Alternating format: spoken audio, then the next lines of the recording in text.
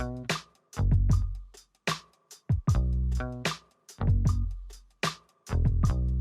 мене феминизам е борбата за подобро утре. Феминизам е борбата за еднакви можности во нашето општество.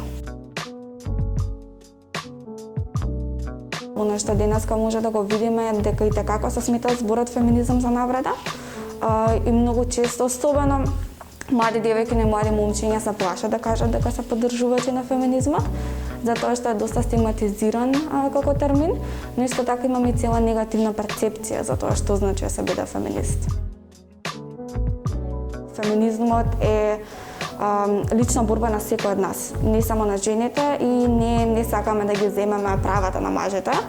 Воопшто само сакаме да имаме едно фер и еднакво општество кое ќе дозволува на секоја личност да го исполни својот потенцијал.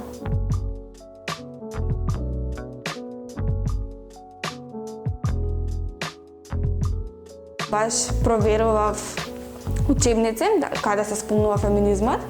Мислам дека само во учебникот по социологија од втора година малку се спомнува и многу често, дури јас кога гледам едукација за СС, многу често младите се родова еднаквост може, феминизам не. А генерално станува збор за синоними. Феминизмот е движењето за родова еднаквост. Поради недостигот и дупката на знаење поврзани со феминизмот и феминистичките движења и борби, многу често тоа потпомага кај младите да се изградат овие ставови со сосема погрешни информации.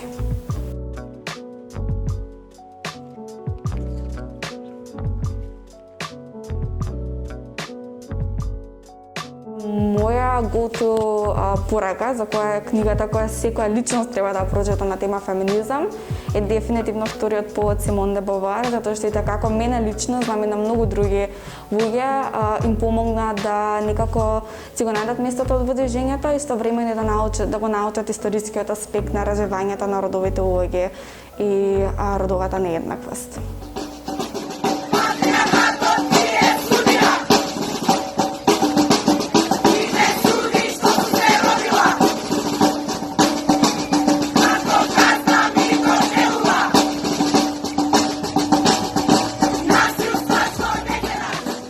Прво, 8 март не е ден на мајката.